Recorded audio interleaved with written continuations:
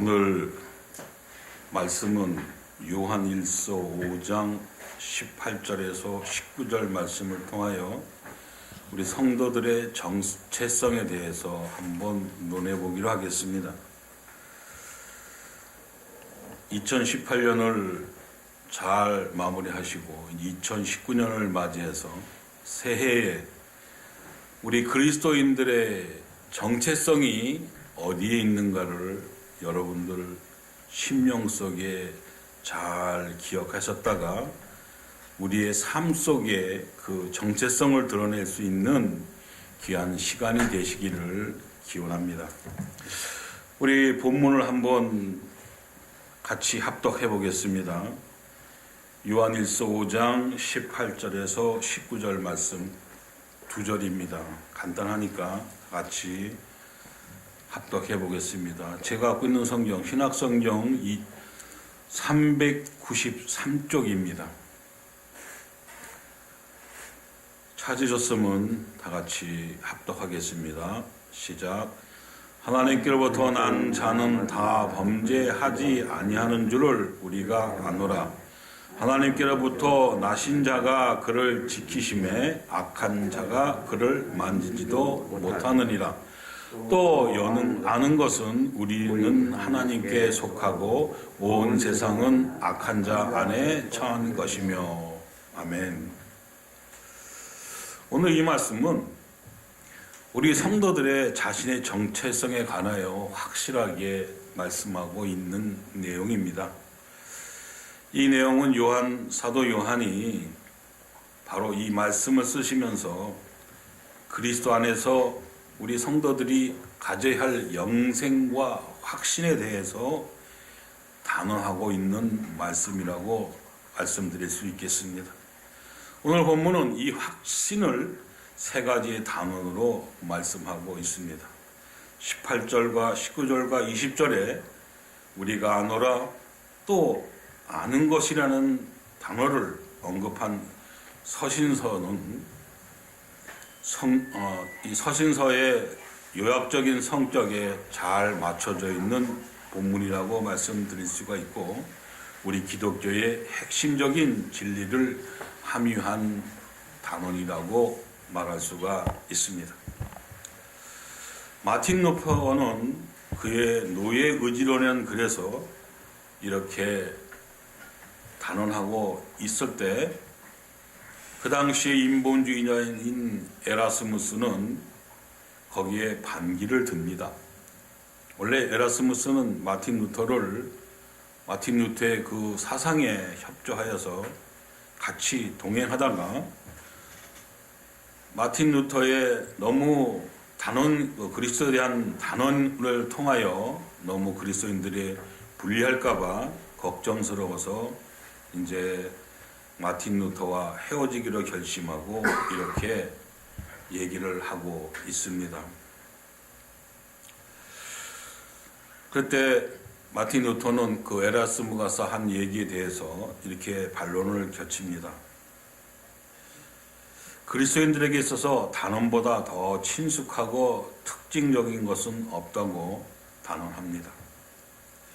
또 에라스무스에게 그렇다면 왜 그대는 단언을 통하여 아무런 만족을 얻을 수 없다고 단언하고 비교리적인 경향이 교리적인 경향보다 더 낫다고 단언하지 못하느냐고 반문을 합니다.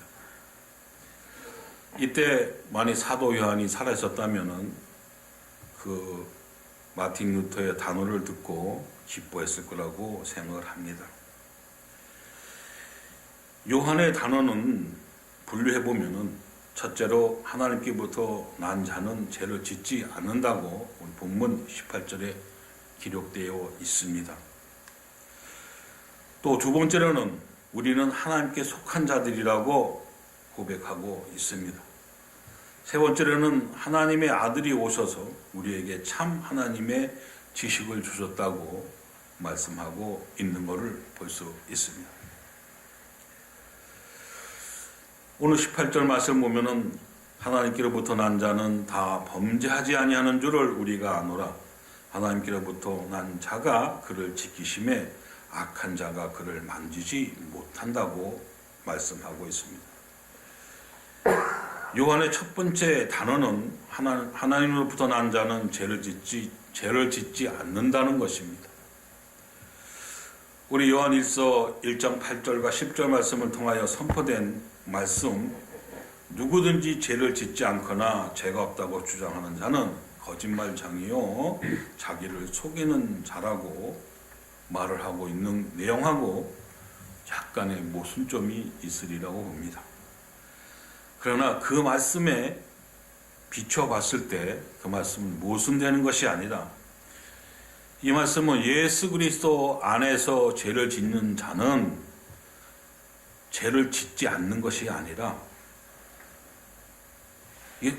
그리스도인이라고 해서 죄를 짓지 않는다고 볼 수는 없습니다. 죄를 짓습니다. 그러나 예수 안에서 난 자, 즉 하나님 앞에 아는 자들은 그를 죄를 지었을 때, 죄를 지었다 하더라도 그 죄가 오래가지 않고 다시 돌이킬 수 있는 능력을 보여줄 수 있다는 얘기입니다.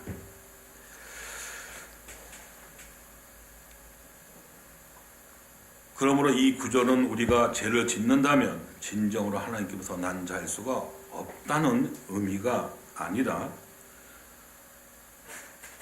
누차 언급된 바와 같이 본 서신은 완전주의를 보장하거나 조장하지도 않습니다.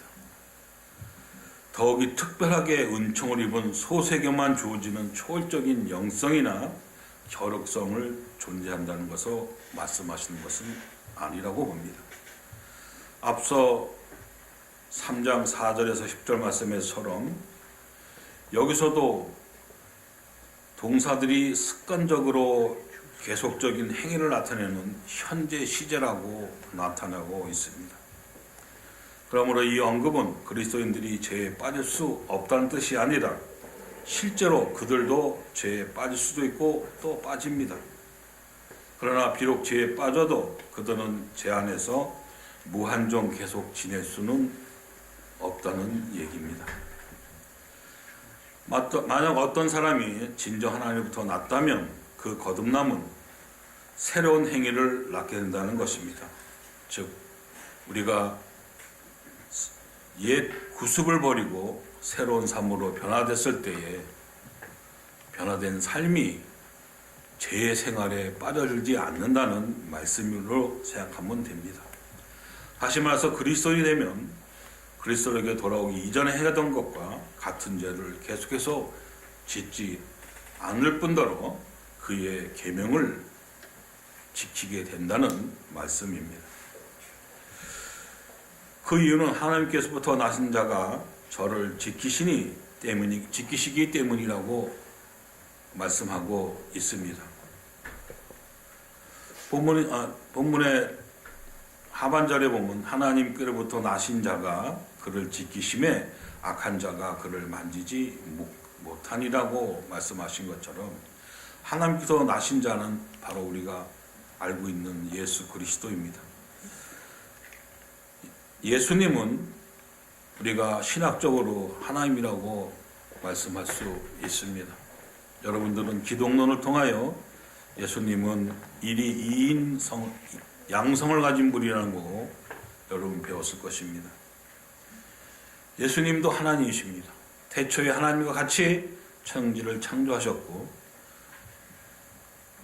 우리를 구속하려 이 땅에 내려오셔서 우리와 같은 인간의 몸을 입고 우리를 위하여 십자가에 못 박혀 죽으시고 부활하셔서 하늘나라로 승천하시고 다시 존귀한 입장에서 이 땅에 다시 올 것을 우리에게 약속한 말씀이 우리가 알고 있는 복음입니다.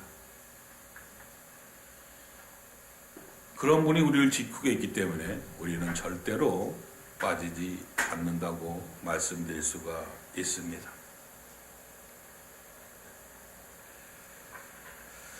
요한은 하나님께서 난 자가 죄를 짓지 않는다고 말하면서 4장 12절에서 16절 말씀을 통하여 그러한 자는 하나님 안에 거하고 하나님의 본성이 그 안에 거한다고 언급을 합니다. 요한 1서 4장 12절의 말씀을 보면은 어느 때나 하나님을 본 사람이 없으되 만일 우리가 서로 사랑하면 하나님이 우리 안에 거하시고 그의 사랑이 우리 안에 온전히 이루어지니라 하고 말씀하신 것처럼 또 16절에 이렇게 말씀하고 있습니다. 하나님이 우리를 사랑하시는 사랑을 우리가 알고 믿었노니 하나님은 사랑이시라.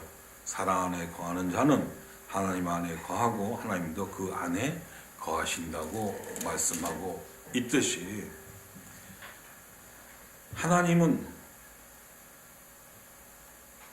하나님 안에 거하고 하나님 본성이 그 안에 거한다고 언급했던 것처럼 오늘 본문에서 예수께서 그리스도인들을 지키신다는 사실에 그 확신의 기초를 두고 있다고 말할 수가 있겠습니다. 요한은 나신 자라는 그리스도의 출생에 초점을 두고 있습니다. 그 이유는 첫째로 그리스도와 우리의 친족 관계를 강조하는 것입니다. 하나님께로 난 자는 즉 양자라고 로마서 8장 15절에 기록되어 있습니다. 그리스도는 하나님의 본질적인 독생자로서 로마서 8장 29절에 이렇게 기록이 되어 있습니다. 이는 그로 많은 형제 중에 맏아들이 되게 하심을 언급했던 그 말씀처럼 하나님의 독생자인 예수 그리스도를 통하여 우리는 형제 자매임을 알 수가 있습니다. 두 번째로는 우리를 시험에 지켜주시는 그분도 역시 시험을 받았다는 사실을 상기시켜 주려는 것입니다. 우리가 세상에서 겪는 어떠한 시험도 고난도 그리스도가 겪었던 것과 비교할 수 없을 것입니다. 시험과 고난을 겪어본 사람들은 잘 할 수가 있을 것입니다. 그러기에 주님은 우리의 고난에 침묵할 수 없을 것이라고 말씀하고 있습니다. 하나님께로부터 나신 자가 그를 지키심에 악한 자가 그를 만지지 못하게 하신다고 말씀하신 것입니다.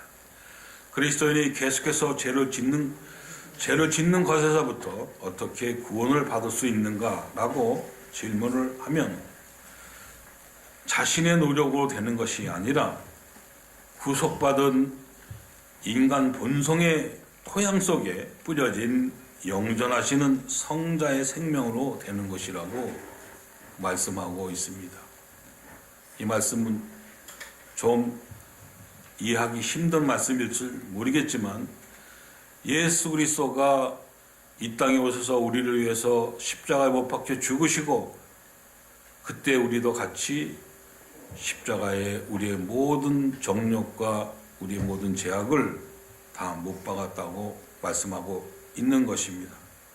또한 우리 갈라디아서 2장 20절 말씀을 통하여 우리를 위하여 죽은 그분을 위하여 우리가 산다고 말씀하신 것처럼 예수 그리스도 안에서 사는 것이 그리스도인이라고 말씀드릴 수가 있습니다.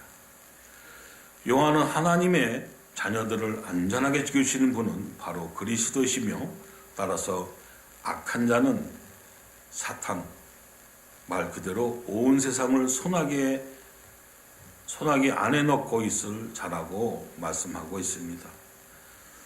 하나님께 나가는 자를 붙잡을 수 없음을 말씀드릴 수 있겠습니다. 만약 하나님께서 신실하게 그의 백성들에게 보호해 주지 않으신다면 그 악한 자는 분명 우리를 거꾸로 들일 수 있을 것입니다. 그러나 분명한 것은 그가 하나님의 자녀들을 공격할 수는 있을 줄은 몰라도 발 디딜 곳조차 차지할 수는 없을 거라는 말씀입니다. 요한복음 10장 28절에서 30절 말씀을 통하여 내가 저희에게 영생을 주노니 영원히 멸망치 아니할 터이며 또 저희를 내 손에서 빼앗을 자가 없느니라. 저희를 주신 내 아버지는 만유보다 크심에 아무도 아버지 손에 빼앗을 수 없느니라.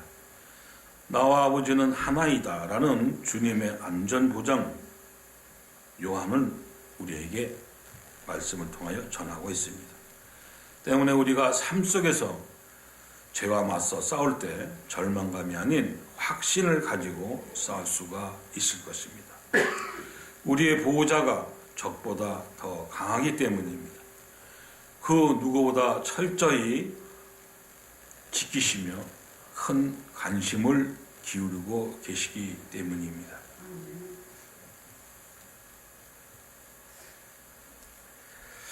우리가 이 말씀을 곰곰이 생각해 보면은 오늘 찬양한 시편 23편에 여호와는 나의 목자시니 내가 부족함이 없다고 다윗은 고백했습니다. 그 찬양의 시는 여러분들 무장 다 아다시피 우리가 다 암송하는 시입니다.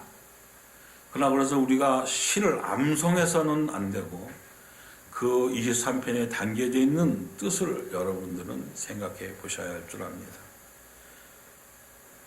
이 시대에 사는 우리 그리스도인들이 그 옛날에 살던 다윗이 자기의 모든 것을 정리하는 시기에 이 찬양의 시를 지었을 때 다윗은 여러분도 알다시피 얼마나 고난과 핍박과 어려움 속에 사는 사람인 줄 아실 겁니다. 그때마다 다윗은 하나님께 고백합니다.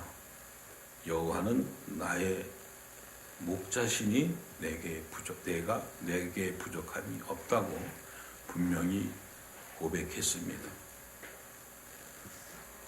늘 푸른 초장과 잔잔한 시냇가로 인도해 주시고 우리를 소생시켜 주며 악에서 구원하시고 원수의 목전에서 상으로 베풀어 주시고 내 머리에 기름을 부어 왕에까지 자리에까지 오르게 해주신 하나님의 은혜가 내 평생에 선한 하나님 나라에 갈 때까지 하나님께서 지켜주신다고 하나님을 사랑하고 고백한 시라는 것을 여러분들은 아실 줄 믿습니다.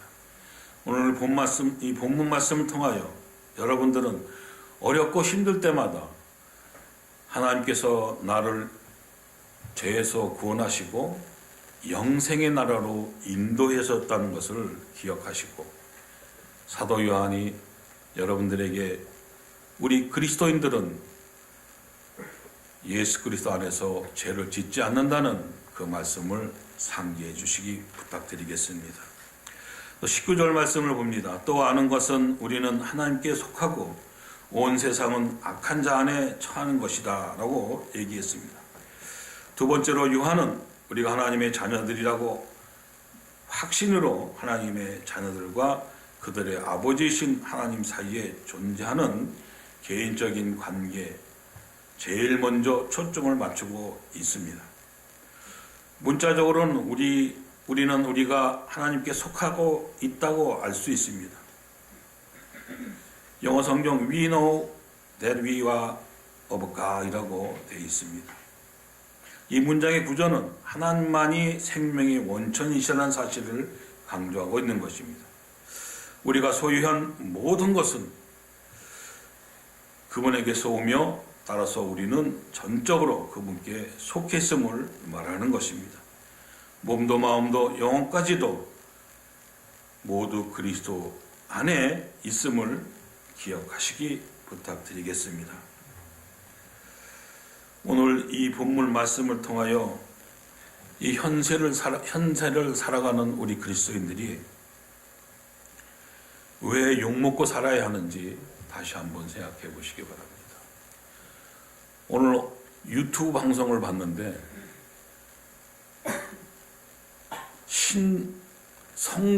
어느 교회 성도의 자녀가 아들이 목사의 아들이라고 유전자 검사에서 판명이 났다고 합니다. 근데 그것을 변명하는 목사의 변명 소리가 너무나 진짜 우리 믿는 사람으로서 울분이 솟구치더라고요. 동시에 조사를 안 해봐서 그것은 믿을 수가 없다. 그래서 두 번째 동시에 같이 했더니 목사 한다는 얘기가 기적이다 그러더래요. 그러면 그는 그 집, 그 뭐야, 자기 그 성도가 나는 아들은 어떻게 되는 거예요? 성령으로 태어난 아들입니까? 99.9999%가 맞는다는데 부인도 아니라고 발뺌하고 목사도 아니라고 발뺌을 해요. 이거 우리 믿는 그리스도인들, 하나님의 성도된 자로서 갖춰야 할 자격이 안 되는 거예요. 왜 목사가 종교인이라는 소리 들어갑니까? 여러분이 믿는 이 기독교가 종교입니까? 여기 전부 다 목사님들이죠. 또 권사님들이죠. 기독교가 종교입니까? 아닙니다. 왜 세상 사람들은 종교인이라고 왜 손가락질을 당해야 합니까? 목회자라고 하면은 신실하고 정직해야 되고 존경받아야 할 그 자리에서 왜 엉뚱하지 않은 소리를 들어가면서 살아야 하는지 참 너무나 마음이 씁쓸했습니다. 물론 제가 믿지 않았을, 그러니까 하나님과 동행하는 삶이 아니었을 때는 그것도 이해가 갔겠죠. 그렇지만 하나님을 진실로 알게서부터는 이제 우리는 그렇게 살아서는 안 되겠다는 거죠. 한 번 주님 안에서 거듭난 인생이 중생한 인생이라면 죽을 때까지 주님의 보호 아래서 죄 짓지 않는 길로 가야 될 것이며 또 주님만 말씀만 바라보며 사도 바울처럼 표대를 향하여 전략질주를 해야 되지 않겠습니까? 이제 남은 인생 얼마 남았습니까? 강건하면 70이요 80이지만 이제 100세라고 합니다. 100세 어떻게 보면 눈 깜짝할 사이입니다. 그 시절을 그 시간을 아끼질 못하고 허랑방탕하게 세상에 취해서 살면은 안 된다고 오늘 사도 요한은 이 말씀을 통해서 그리스도인들의 정체성을 분명하게 단언하고 있는 것입니다. 첫째로 예수 그리스도 안에서는 죄를 짓지 않는다고 했습니다. 두 번째로 하나님께서 난 자는 하나님께서 보호해 주신다고 했고, 세 번째로는 우리를 그 올바른 길로 하나님께서 우리를 인도해 주신 것을 우리는 분명히 기억해야 할 줄 압니다. 그래야만이 이 시대에 사는 그리스도인들로서 세상의 빛과 소금이 될 수 있음을 우리는 기억하셔야 될 줄 압니다. 사랑하는 ITS 복음방송을 시청하신 여러분, 또 이 자리에 계신 주님의 자녀되신 모든 여러분께 다시 한번 하나님께서 우리를 지키시고 인도해 주실 때 우리는 강건하고 강인하게 나갈 수가 있을 것입니다. 우리 욥기서 1장